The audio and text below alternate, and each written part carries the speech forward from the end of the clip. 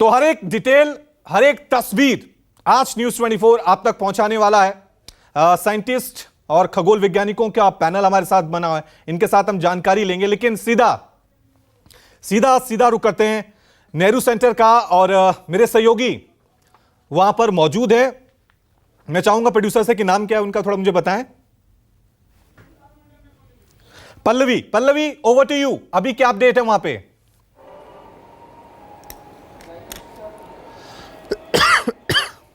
बिल्कुल, देखिए मैं रवि आपकी बातें सुन रही थी और जिस तरीके से आम भाषा में समझाने की आप कोशिश कर रहे थे, देखिए न्यूज़ 24 यही चाहता है कि जो आम जनता इस वक्त टीवी पर मौजूद है, न्यूज़ 24 देख रही है, वो समझे कि चंद्रयान 3 का मकसद क्या है और आम जनजीवन पर आने वाले समय में ये किस तरीके से प्रभाव डालेगा या इसका फ़ायदा पहुँचेगा। लेकिन उससे पहले मैं रवि जहाँ एक तस्वीर दिखाना चाहती हूँ कि नेहरू प्लेनेटोरियम में इस वक्त जो आप तस्वीर देख रही हैं वो जो है एक तरीके से डेमो बनाया गया है और यहाँ चंद्रमा की सतह पे हम खड़े हैं और चंद्रमा के सतह पे यहाँ जो है विक्रम लैंडर आप देख रहे हैं और साथ ही साथ आप देख रहे हैं प्रज्ञान रोवर। और यही कामना है पूरे देशवासियों की कि सफल इस तरीके से जो हो रहा है ये पूरा काम वो सफलतापूर्वक हो और इसी तरीके से विक्रम जो है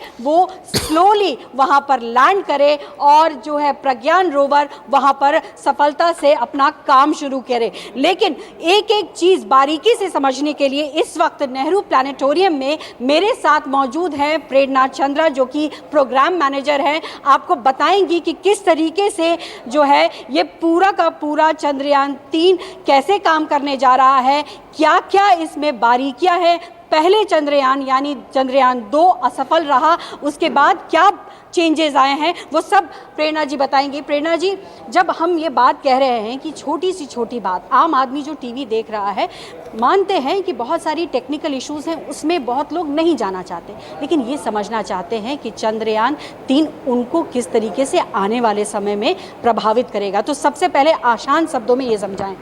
जी, जब भी किसी तरीके के मिशंस की हम बात करते हैं तो ये सिर्फ ऐसा नहीं है कि ये सिर्फ साइंटिफिक कम्युनिटी को ही बेनिफिट करेगा, क्योंकि भारत जैसे देश में किसी भी तरीके का स्पेस एक्सप्लोरेशन जो होता है वो एक सस्टेनेबिलिटी के आधार पे रखा जाता है और डेफिनेटली उसका उद्देश्य, उसका मकसद होता है जनसाधारण को किस तरह से बेटर सर्व कर सके।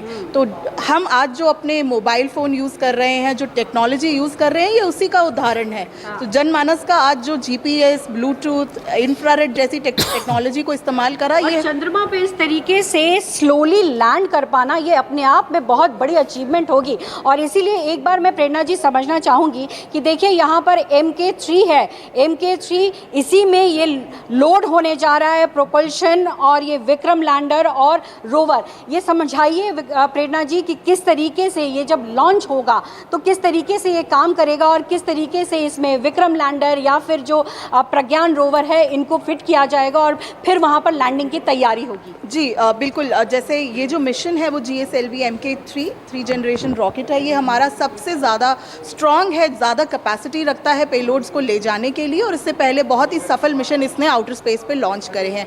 तो इसको रखने का मकसद ये था, इसको हिंदी में बाहुबली भी कहा जाता है हमारा। तो इसमें हमारे जो 3 कंपोनेंट्स हैं, पिछली बार हमारा ऑर्बिटर जो अपना कार्य जो अभी तक अच्छे से कर रहा था, तो उसी ऑर्बिटर की सहायता से हमने इस मिशन को जो है वो आगे सोचा है। तो ऑर्बिटर नया नहीं है। एक चीज़ मैं बताना चाहूँगी रवि कि जो ये बता रही हैं कि चंद्रयान 2 जब लॉन्च हुआ था तो उसमें ऑर्बिटर जो है वो सतह पे रहा, सतह यानी कि बाहरी सतह पे, लेकिन जो लैंडर और रोवर था वो एक्सप्लोड कर गया था। तो ये यही जानकारी दे रही हैं कि जो ऑर्बिटर है वो लगातार वहाँ की चीज़ों के बारे में अपडेट करता रहा और उसी के बेसिस पर बदलाव किए गए। और साथ ही मैं आपको यहाँ पर एक चीज़ और बता दूँ प्रेरणा जी से बात करने से पहले कि ये जो आप विक्रम देख रहे हैं लैंडर, इसके जो आप लेग्स देख रहे हैं इसमें सबसे बड़ा बदलाव किया किया गया है, इसके लेग्स को बढ़ाया गया है और बड़ा किया गया है, और साथ ही साथ जो है सॉफ्टवेयर में भी इसके अपडेट किया गया है प्रज्ञान रोवर में। यानी कि एक जो चेंजेस, जो बड़ी चेंज आपको मैं बता रही हूँ, ये दो बड़े चेंज है ताकि सॉफ्ट लैंडिंग हो। दूसरी चीज यहाँ पर, जैसा आप कह रहे थे कि अभी तक 3 ही ऐसे देश हैं, चाइना, रूस और अमेरिका, जिसने की सॉफ्ट लैंडिंग की है, लेकिन भारत साउथ पोल पर लैंड करने की कवायद करने जा रहा है, जो कि अपने आप में पहली बार होगा।